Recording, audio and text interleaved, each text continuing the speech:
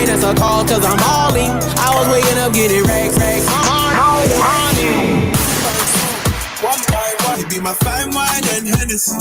Oh my, I'm up the top, look at gas station. Fine wine and Hennessy. Oh my. Oh yeah.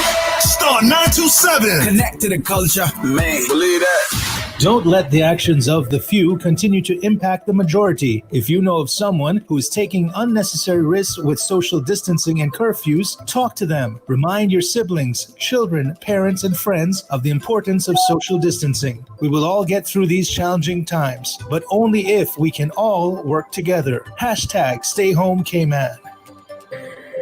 Dear parents and guardians, we deeply care about our students and understand the challenges you may now face during these unprecedented times. We want you to know that we are committed to ensuring that your child's education continues. And that you are not alone. We are doing everything we can to make sure no child is left behind. But to do so, we need your help to get connected and stay connected with you and your child. So reach out to us and speak with us about how we can best support you and your needs. Working hand in hand with you is the only way to secure our children's future. We are in this together. A message from the Creek and Spot Bay, East End, Prospect, Red Bay, and Sir John A. Cumber schools.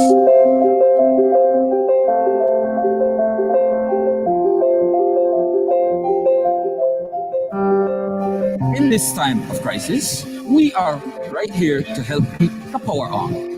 We are here to serve you. We are committed to ensuring that you have electricity. Without electricity, not many things will work. We are right here to help keep the power turned on. We are CC. You can count on us. Live from Star 927 Studios in the center of Cayman's capital city, Georgetown. This is Straight Talk with Ruth Anna. Good evening, everybody. You are tuned into Straight Talk, brought to you exclusively by Star 92.7 Premium Radio. I am your host, Ruth Anna Young, always honored to be your host here on Straight Talk every Monday through Thursday from 5 to 6 p.m. right here and nowhere else other than Star 92.7. It is 5:02 on the Star 92.7 clock, and it is Monday, the 1st of June. May is over, and we have rolled on in to June. Happy birthday to all the June babies, those of you celebrating birthdays today. Happy birthday to you. For those who are celebrating anniversaries or work anniversaries, happy anniversary to you as well. And we are back to our what I feel like is our regularly scheduled programming. Today is Medical Monday, brought to you by our partners at Health City Cayman Islands.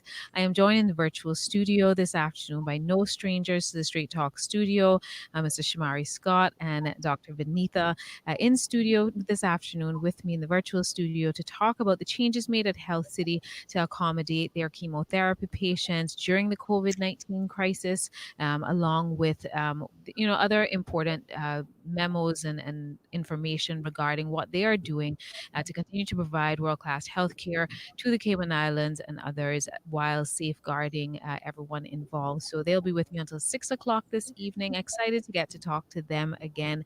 It's been a while since I've had them in the Straight Talk studio, so we got to catch up this afternoon.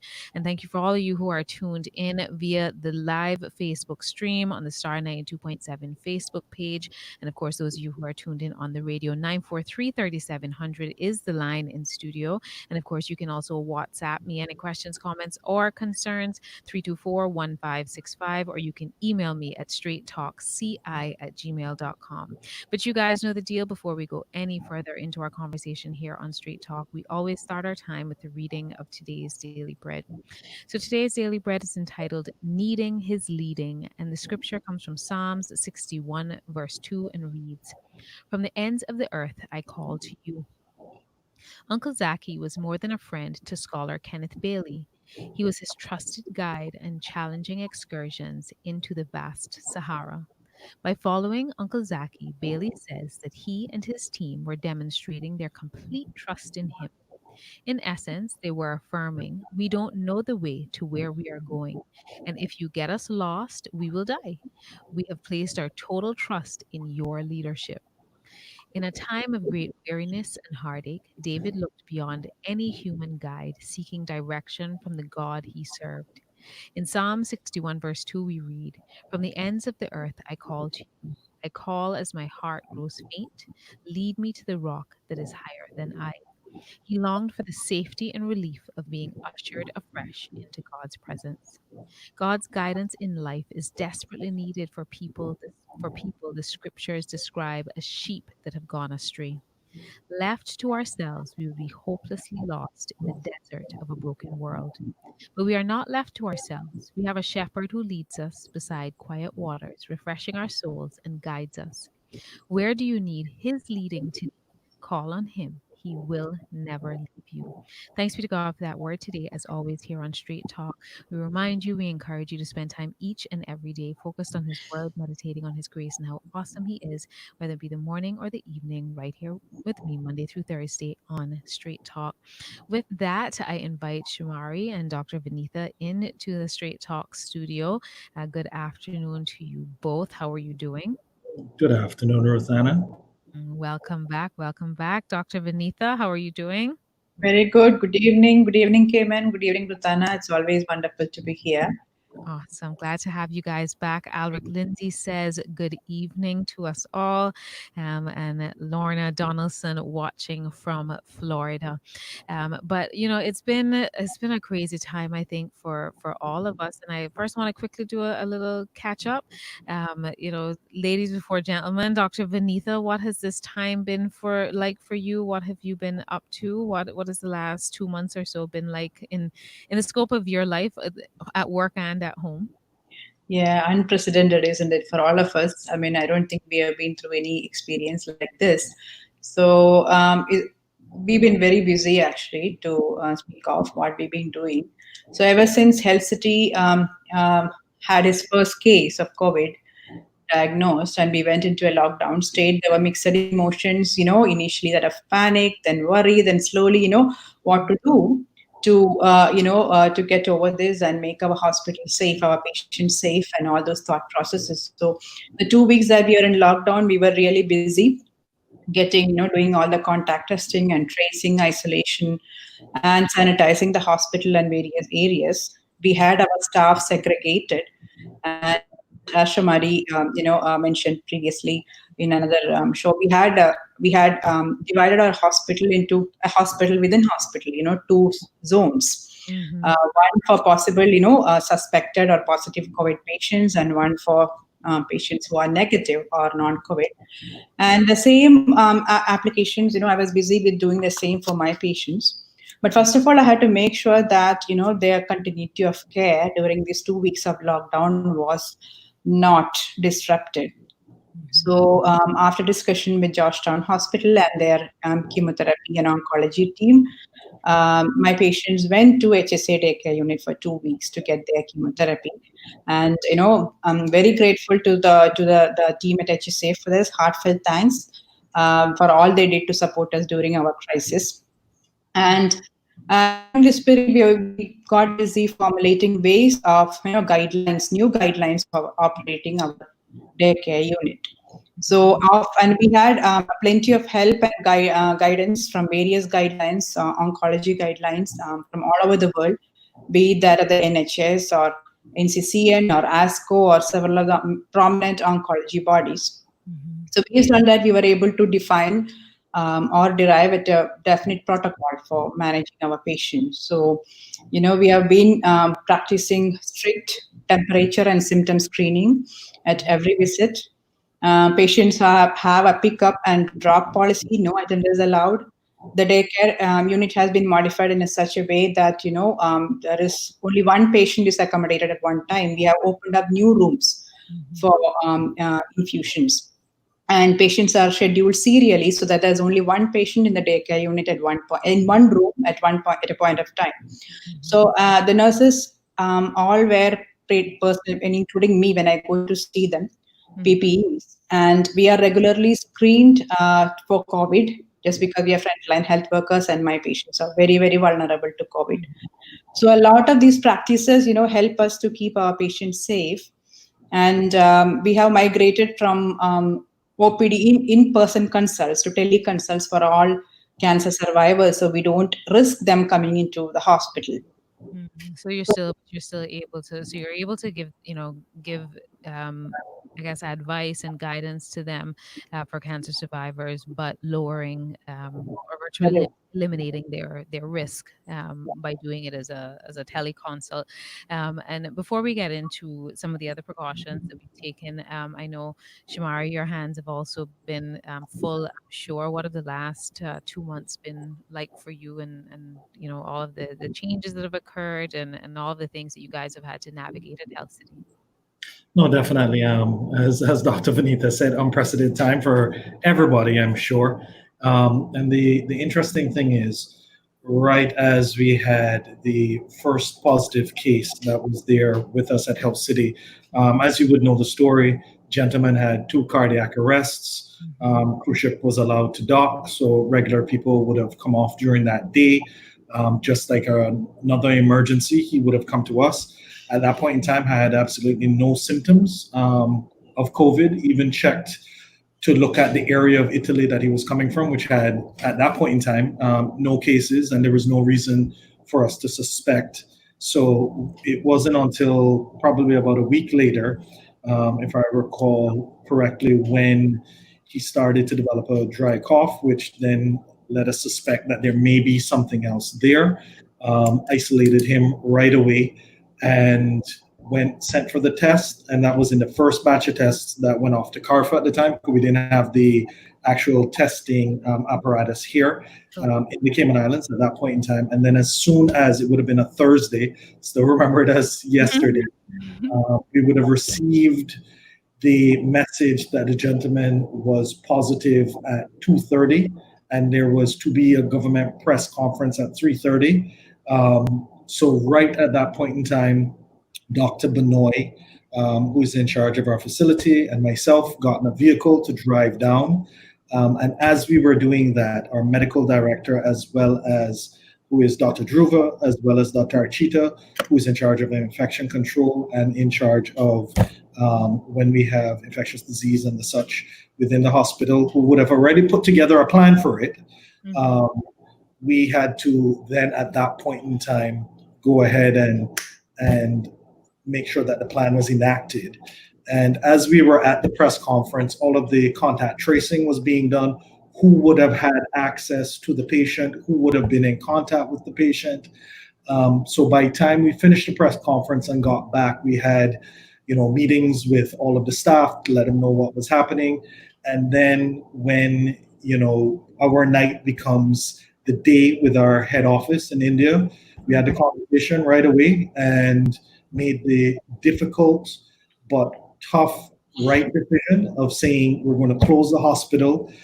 HSA is still here for anything that's going to be emergent, but let's make sure we understand exactly how bad this issue potentially could be and isolate everybody that would have been potentially in contact. And the good news is 100 tests later of direct contacts and secondary contacts, only 4 were found to have been positive. And since then, all 4 have actually recovered.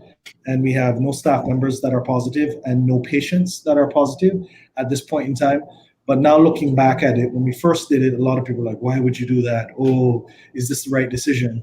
Yes. Very shortly after that, we became a microcosm of what the Cayman Islands did in order to control, trace, understand what the issue is. And within 2 weeks, we were back up and open, accepting emergencies, because obviously people don't stop having heart attacks. That's people right. don't stop having strokes. So we were back open 2 weeks later, accepting emergencies. And then shortly after that, we were accepting teleconsults and consultations for urgent matters. And that's where we are currently. And the interesting part is the insurance industry did a great job allowing for codes for telemedicine to happen locally. But we at Health City have been doing telemedicine and teleconsults for close to 6 years. Because as soon as we opened, based on having to deal with international patients, they can't come through your front door to see you. So we've always had the capabilities and have been having teleconsults with our customers and our patients that eventually do come to us. So we were ready and able and willing to do it. And we were able to do that for our local patients as well.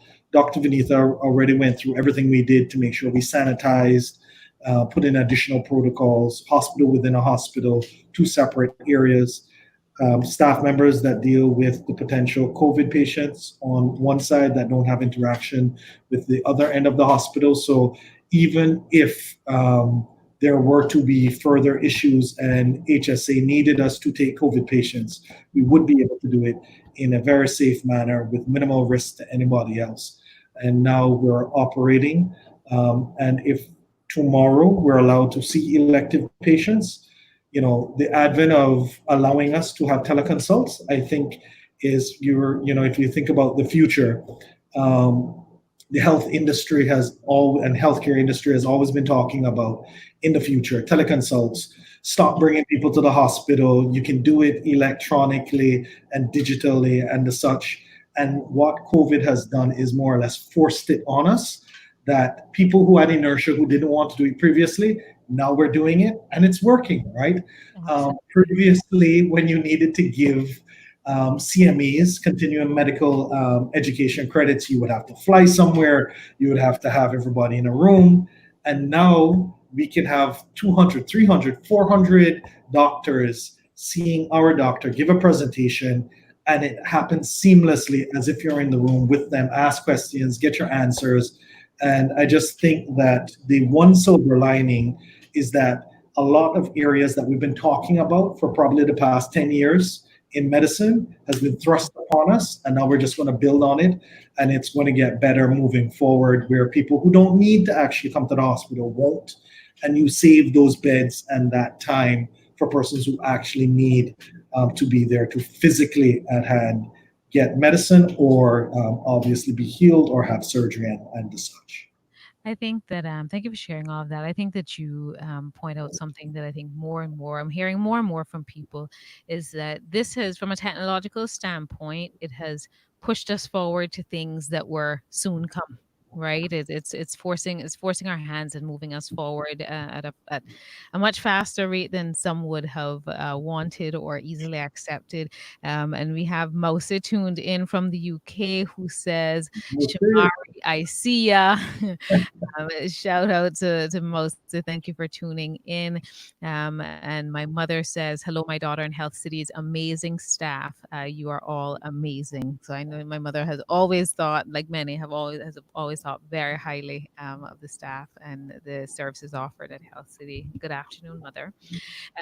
But as I say, as you mentioned, it's thrust a lot of things forward from a technological standpoint, and for I think you mentioned it already, Dr. Vineetha, offering teleconsults, and you mentioned it as well just now, Shomari, but specifically for those who do not know or who may not have had the privilege and pleasure at a previous occasion to meet or listen to Dr. Vineetha on Straight Talk or other medium. She is the medical oncologist at Health City Cayman Islands. So when you hear her talking about chemo and things of the sort, that is her area of specialty. Those are the patients that she is typically dealing with. Although based on what Shomari says, it sounds like you had your hands pretty full in the whole operation as well, Dr. Vineetha.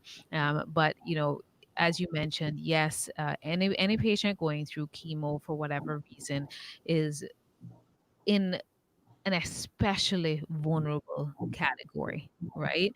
Number one, in 9 times out of 10, they're in a position where they are still needing care, right? Or still needing to see their physician.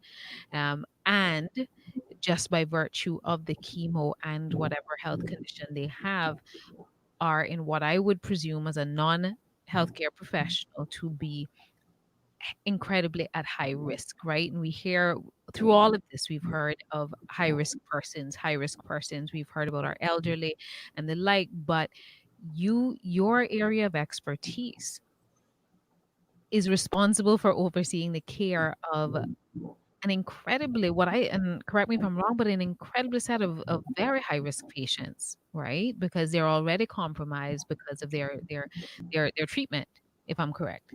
Definitely, definitely. So even otherwise, even without this COVID-19 around, they are at a very high risk for getting infections because of the drugs that they use. Many of them are steroids, chemotherapy can cause low white cell counts, and especially patients with active blood cancer, they are the most vulnerable for all these different kinds of infections. So already I am dealing with, my team is dealing with a set of patients who are immunocompromised, and they remain so for most of their treatment duration and for a considerable amount of period even after completion of treatment.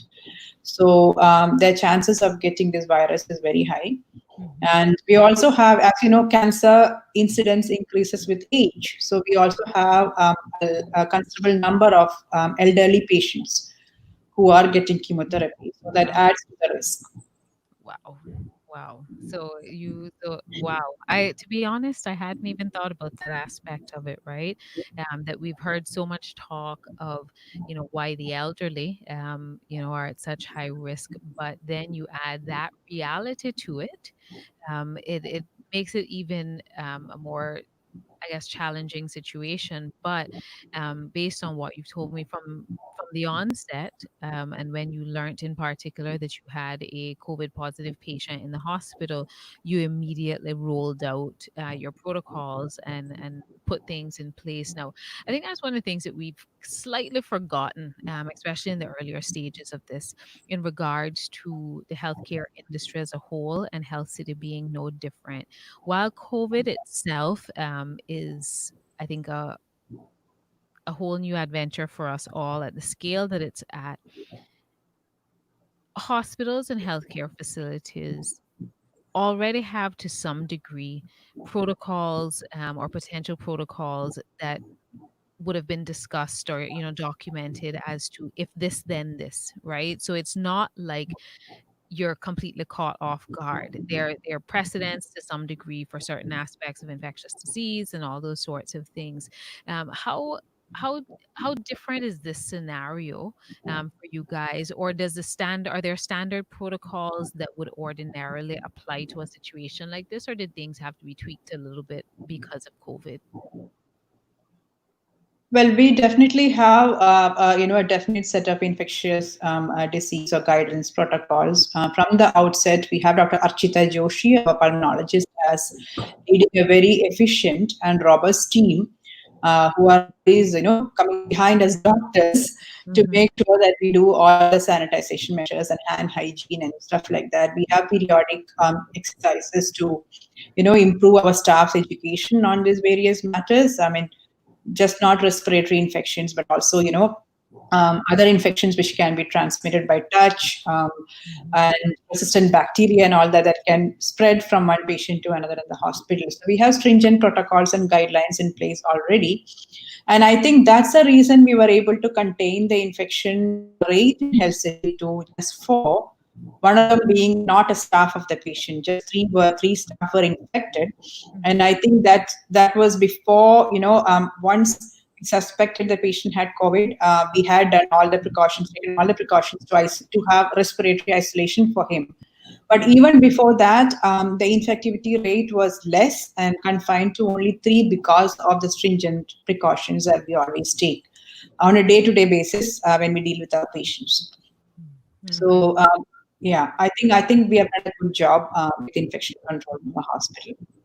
Right. And I thank you for sharing that, because that's one of the things that I thought early on, because of course the general public, naturally a global pandemic is something that would alarm most anyone who is an average layman, right? Because you're not sure what to expect, and usually quite unaware of what the healthcare profession is dealing with at any given time. And yes, a lot of what is fed to us is US media and all those sorts of things, and they were in certain areas and certain hospitals wrangling with significant numbers and inadequate supplies. We thankfully have shut this down as a country pretty early, and was able to contain this.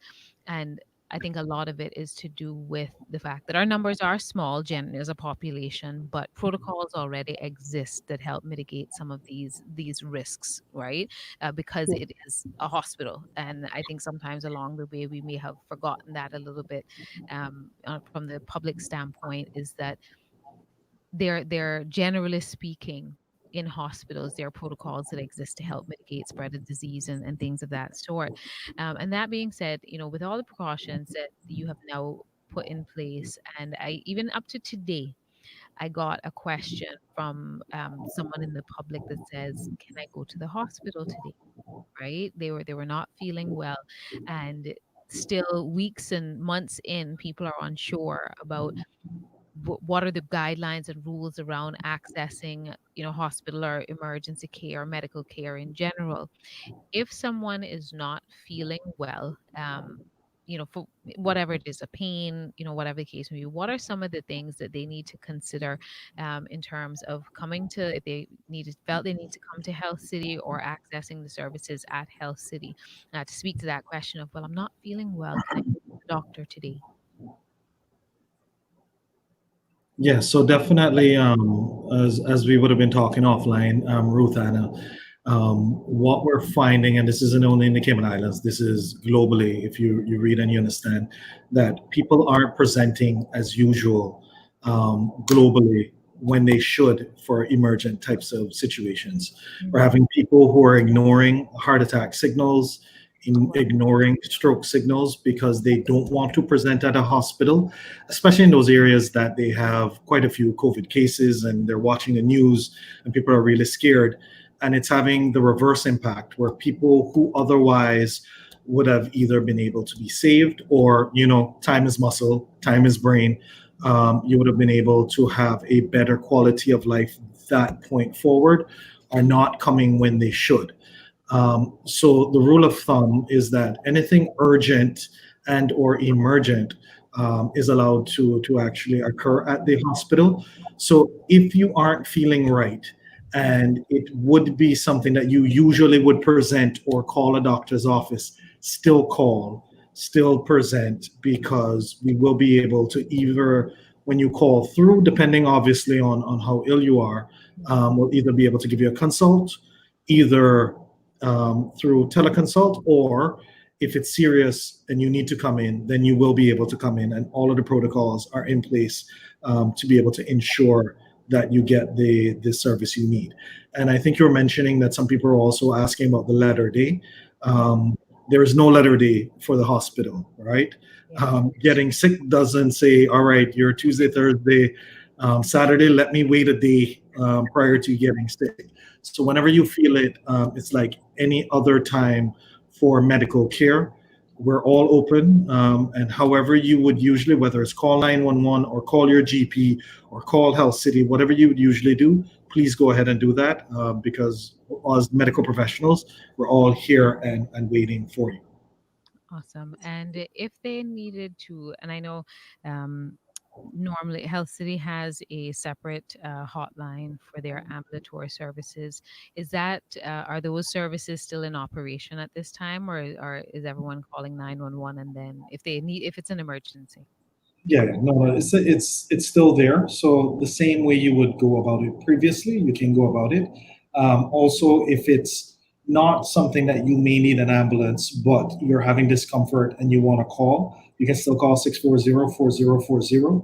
You can still email at info@healthcity.ky. And the new email for you, for persons who know that they specifically would want a teleconsult, we have teleconsult@healthcity.ky. Okay, And obviously, persons who want to know what we offer, healthcity.ky as per the usual.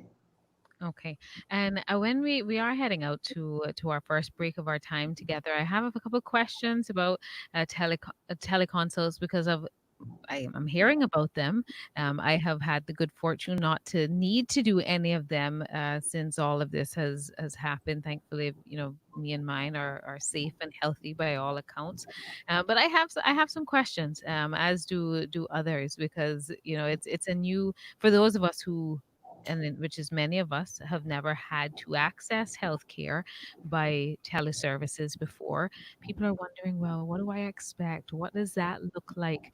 So I certainly want to answer some of those questions because I think, as Shomari mentioned, I think this is going to be part of the way forward. I don't think it in the foreseeable future it stops people from coming into the hospital, but it surely makes it I think it's going to put us in the direction of a more prevalent use of that type of technology locally even. But it is 5:30 on the Star 92.7 clock, which means we are going out to our first break of our time together. We'll be gone for about 2 minutes and a little bit of change, but I will have my guest from Health City, Cayman Islands, with me up until 6 o'clock this evening. Any questions or comments or concerns that you may have, please feel free to join us right here for Straight Talk on Star 92.7. Keep it locked to Star 92.7. I'll be right back after the break. Join the conversation. The phone lines are now open. 943-3700. You can also find us on Facebook or email us at straighttalkci@gmail.com. Dear students, we know that you miss your friends, being outside, and most of all, coming to school. And we hope that you understand that everything happening right now is to keep you safe from harm. You are our priority. You are the future. So even though this is a very tough time, we believe in you to be the leaders we know you can be. To stay focused and doing your best work, even when no one is watching. To be helpful and respectful to your parents and guardians at all times. To be kind and thoughtful to everyone around you. Always be thankful, even for the little things. And most of all, to remember to keep in touch with us because we're here for you. Love your teachers. A message from the East End: Edna Moyle, John Gray, Layman E. Scott, Red Bay, T.O. McCoy, West End, and the Lighthouse Schools. Burger King has been a part of the Cayman family for decades, and we know our family needs a little extra help right now. So we're introducing the best Whopper deal on the planet. 4 Whoppers for just $10. We are family. I got 4 big Whoppers with me. We are family. Get up, everybody, let's eat. The Burger King Family Bundle. 4 Whoppers for just $10. Available at all Burger King drive-thrus for a limited time. Roll back. Roll back. Every Wednesday and Thursday, all Rubis stations are rolling back the price on all fuel purchases by 20 cents. Every customer will save 20 cents on every gallon of fuel purchased on Wednesday and Thursday. Every customer. Only at Rubis. Roll back. Roll back. Flow continues to keep your family connected by bringing you the fastest speeds and best price. Last year, we brought you the Hero Plan. This year, we introduce you to the Super Hero Plan. Get our Superhero Plan with 200 megabytes of broadband and TV watch all for only $200 per month. Are you a new customer? Get the first month free when you sign up by July 3rd. Visit discoverflow.ky/hero for details. Follow us on Facebook and Instagram at Flow Cayman Islands. Terms and conditions apply. Flow, you deserve the best. Welcome back to Straight Talk with Ruth Anna on Star 927. We are back, folks, and you are tuned into Straight Talk, brought to you exclusively by Star 92.7 Premium Radio. I am your host, Ruth Anna Young, with you until 6 o'clock this evening. It is now 5:33 on the Star 92.7 clock, and it is Monday, which means it is Medical Monday, brought to you by our partners at Health City, Cayman Islands. Joining me this afternoon, Mr. Shomari Scott and Dr. Vineetha, both from Health City, Cayman Islands. Dr. Vineetha is the medical oncologist at Health City. Both no strangers to the studio. It's my first time getting the opportunity to catch up with them since the COVID-19 has started to unfold in our community, and as we start to reopen and get back to whatever, as many say, the new normal, whatever that looks like as we move forward. And so, we've been talking over the last half hour, and we have just shy of half an hour with them, but talking about some of the steps that they took within the hospital on knowledge of the first COVID case at Health City and their complete lockdown and testing and tracing, a very aggressive approach. Once knowledge of that once they learned of that, and the steps they've taken since then to ensure the safety of staff and patients at the hospital so that they can continue to serve our community. In particular, turning to Dr. Vineetha, who has had to ensure the continued care of her patients who need chemotherapy and other cancer care treatment. And, we spoke a bit about that, but I want to ask you, Dr. Vineetha, you spoke to, you guys reached out to Health City when the hospital, to HSA when the hospital had to be locked down to ensure continuity of care. And you mentioned earlier, I think in the very beginning of the show, some of the precautions that are now in place at Health City Cayman Islands to continue to protect your patients that are receiving chemotherapy treatment and the like, and those who are cancer survivors and such. Just to reiterate, because I know that I have new people tuning in, what are the precautions that you have now put in place in relation, specifically in relation to the continued chemotherapy services being offered to your cancer patients at this time, so that they can continue to get their care but have as much protection as possible? Yeah, so we have formulated an entirely new set of protocols and guidelines for care of cancer patients during this COVID-19 crisis. We have restructured the daycare unit and the infrastructure and staffing in such a way that we are scheduling patients in such a way that only one patient is in the room at one time, attended by a single staff. So instead of having all the patients together at one time in the daycare unit, which has 5 chairs, actually now we are scheduling them serially in such a way that they come back to back, and we have opened up 3 different rooms for accommodating these patients, one at a time. So that's one of the most important precautions we have taken. All our frontline staff in the oncology unit and obviously the rest of the hospital as well are being regularly screened for COVID as well. And when it comes to all of us, I mean, we are very lucky at Health City that we have an unlimited supply of personal protective equipment. So we have all the gowns, masks, and we've been advised by the management to use it freely without any restrictions. So we don't have to wear one mask for 10 days and all that. Those kind of shortage of PPE has been a major problem in many different countries of the world. Yes. COVID-19 crisis. So we are, we are very, very blessed in having a lot of PPE for our staff, and we also make the patients wear PPEs. Patients are just are screened. Temperature screening and symptom screening are performed at each visit before they come into the hospital. They are given entry into the daycare unit, and so basically they have to answer negative for a COVID questionnaire. So all the symptoms of possible COVID, they have to answer no to that before, and they have to be, temperature has to be normal before they come into the daycare unit.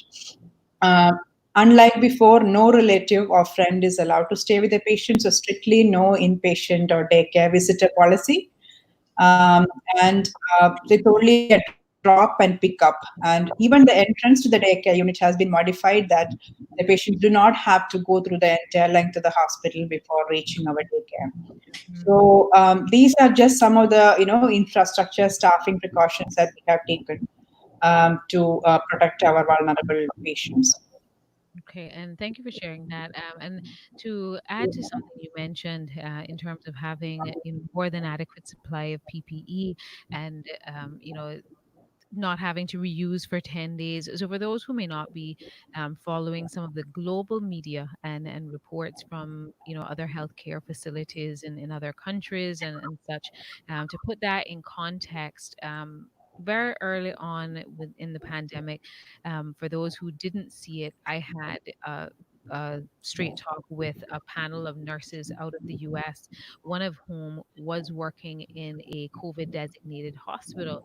And she spoke to the fact that because of limitations, even in a hospital that was it was a new hospital that was built, had not yet been occupied, and then they designated it as a COVID hospital. They were even issued with guidelines as to the reuse of what would otherwise be disposable equipment. So they had, you wear it for a certain period, you have to put it down for a certain period before, like a certain number of days before you can wear it again. And that was the expectation, right? And so just to put that into context, because if people haven't been following it, you don't know that it is a blessing, and just speaks to our healthcare system. But the fact that Dr. Vineetha is saying that's not our story, so to speak, right? That you have more than adequate supply of PPE, which has proven itself to be an incredibly necessary part of our new normal, and the fact that at Health City and the local facilities there's an more than adequate supply of that to protect both medical staff and patients alike, because I think it's equally as important to make sure that all sides are protected, and that speaks to the resilience of our system here, and how prepared we are. And to you, Shamari, even as all of this is happening, and we know that Health City has long established itself as a healthcare facility that we support, people from around the region and the rest of the world. Has Health City continued to get calls for people wanting to find out if they can come to Cayman? How are you managing that at this time? No, definitely. That's the largest area that prior to even opening back up, questions coming in, asking about patients if they can come. Obviously, we're doing as much as we can from a telemedicine perspective, and there countries waiting on pins and needles for when they'll actually be able to send patients again. We're working with it. We're also conducting our CMEs that happens every 2 weeks. So physicians from all over the Caribbean can actually listen in and understand either new techniques or how to deal with things during the COVID time. We've had specific questions of our administrators as well as physicians in regards to issues that people are having within their home countries. So we're just trying as best as possible how to help from a telemedicine as well as from an advice perspective at this point in time. And then if and when, not if, but when the government actually allows for borders to be open, even if it's at a lower scale perspective to start with in a phased phase, we are ready and able at that first phase to be able to take some of our medical tourists. But obviously, a lot of them come by air ambulance. We have our own transport, we have our own protocols, and based on whatever the government protocols would be at that point in time, we obviously would be adhering to that and at a higher level. And the fact that we have our own facilities at Health City, even from an accommodations perspective, we should and would be able to properly confine those persons to that area, even after they're discharged from Health City until they would need to get their flight out. So we've thought through all of that, and the time isn't right at this point in time, but as soon as it is, we're prepared. Awesome. Yeah, because that's something I was like, man, oh man, that is. I wonder how many people are waiting with bated breath to visit Health City, because I know that has has always been such a huge chunk of what you guys have done, and I can only imagine, based on all of the interviews we've done over the last couple of years, that there are people who, unless it is an emergency per se that needs to be attended to right away, that will be here at the first opportunity, when borders reopen. And I'll ask Dr. Vineetha first, but I'm sure you can add to this as well, Shamari, as you're, I guess now you're doing more work from home, very much on the pulse of everything that's happening in the hospital. As a whole, Dr. Vineetha, how has the COVID pandemic changed? What have been some of the most significant changes that have you seen and had to put in place in how you get to do your job as a healthcare professional? As I said, things are what I miss most is the emotional and physical contact, that we have with the patients. So all this telemedicine and teleconsult, they're good. Social distancing is good, but I have had patients tell me, "I want to look into your eye and speak to you. I want to give you a hug," and we do these elbow hugs all the time. So I think that is something that we all have to remember and maintain social distancing for a considerable period of time. But that is just one part of it. But as Shomari said earlier, I think technology is pushing forward. We have realized the value of telemedicine here, and realize that not all patients need to come into the hospital all the time to get good advice from the doctors. That aside, I believe cancer care is urgent care, if not emergent care, most of the times. Mhm. So in my specialty, I think most of the times how I deal with patients. I mean, we have to have face-to-face contact. Patients do have to come to hospital to get their treatment. Mhm. So it hasn't changed much. How it has changed the oncology practice all around is that they say when the COVID-19 crisis settles down, we'll be facing a new wave of new cancer patients or advanced cancer cases because of interruptions in screening and also delays in diagnosis because people are afraid to go to a clinic or a hospital or see a doctor. So I think that's what we'll be expecting in the cancer world in the next few months, and thereby I urge everybody out there to not to do that, not to delay seeking medical attention. Screening, I'm sure, will open up when we go to the next phase of lockdown, phase two or something. I'm sure cancer screening with mammograms and scopies would be allowed. But in the interim, if anybody has any sign or symptom that's bothering them, it can be pertaining to any system in the body. It could be a nagging headache, a nagging cough, or a diarrhea, or new constipation, a new lump or swelling anywhere in the body. Please do not delay or wait for everything to become normal. As you rightly said, we are going to face a new normal for a considerable amount of time. So please do not wait and go and try to get a teleconsult or an inpatient visit or direct visit with your GP or a hospital or a clinic if you really have any symptom. That said and done, we also experience or anticipate delays in expert care.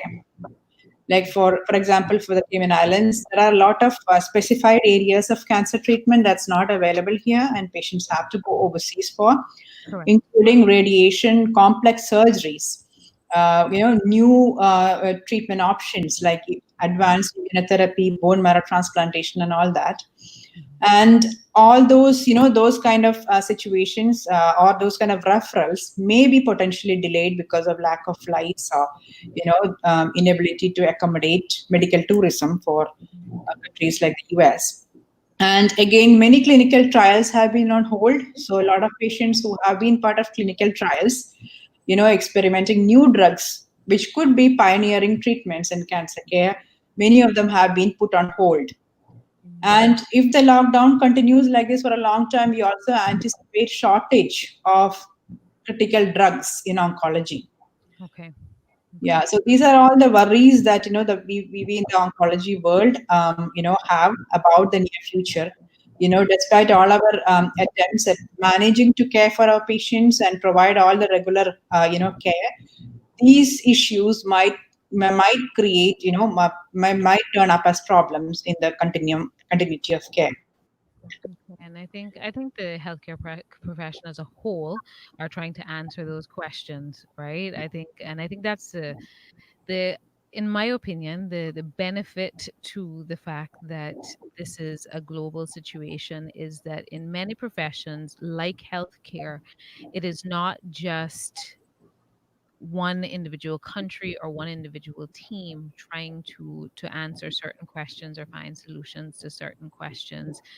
You've seen professions unite on a global front in many instances to try to create solutions and to spearhead and to figure out how do we solve this problem in the interest of our patients or our customers. In this case, it is your patients, and but as always, you continue to provide care to your patients as they need it.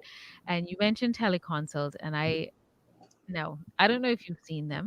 However, there was a number of funny memes that circulate the internet, about teleconsults and what those experiences may be like. But for those who are wondering, when you say teleconsult, and people who've not experienced it, I know people they want to know, well, like, what happens? I'm so used to going into the doctor's office and seeing my doctor, eye to eye, that sort of thing. What can people expect? What is a teleconsult like?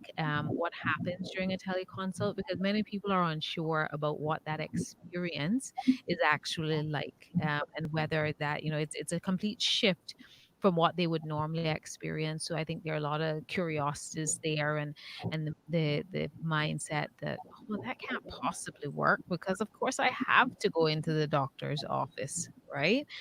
So, what can people expect from a teleconsult? Well, Shomari, want to Yeah, answer I that? don't Or? know if you want to give from your personal experience of giving teleconsults, but I can give an overview of.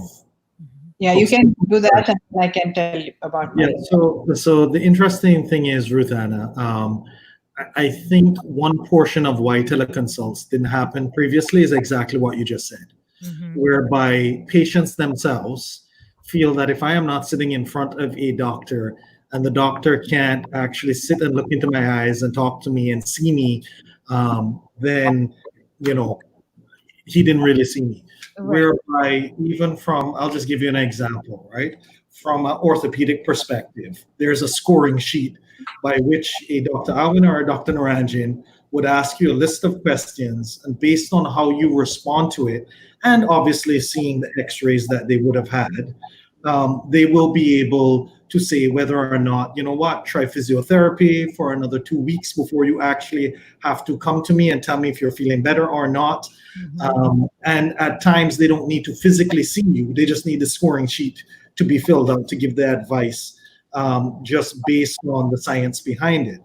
So you can give that type of teleconsult and that type of consult remotely without physically seeing the person. And that's just an example. And the funny part is, even though with a teleconsult, you can have the video, you can look into the doctor's eyes, what we're finding a lot of times is people are saying, no, no, no, no, no, I just want to talk to you. You don't have to see me. I guess they want to be, usually when you go to a hospital, you dress a certain way to go to the hospital. But if you're in their house, they don't necessarily want to, I guess, get dressed to see the doctor. Right. No, voice call, and or you can just call me. You actually physically need to see me. Sometimes yes, other times no. So it isn't anything that's rocket science.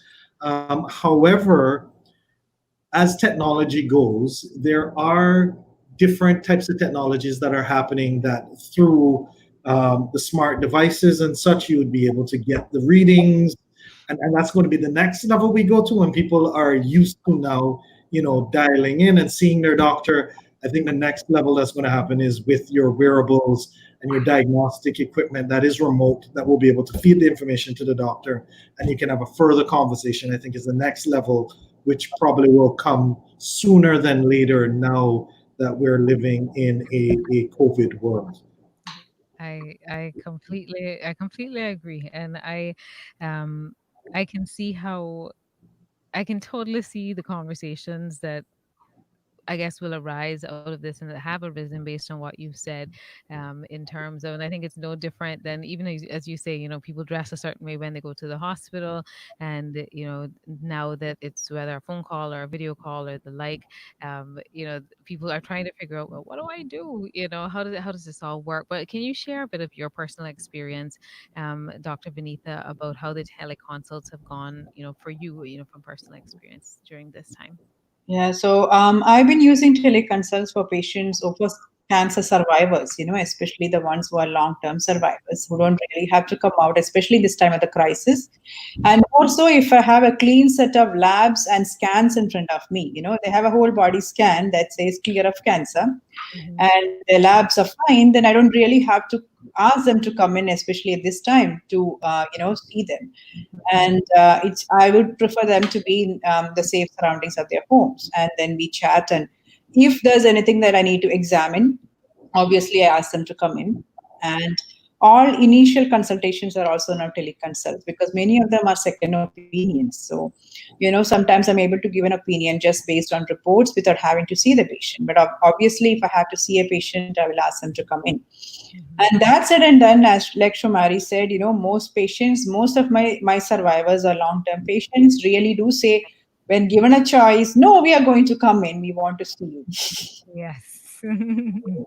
So that's been happening quite a lot of times lately, I would say in the last 1 month or so. But before that, there was a fear of COVID. But I think now people are, feeling a little bit more reassured that the hospital is a safe zone.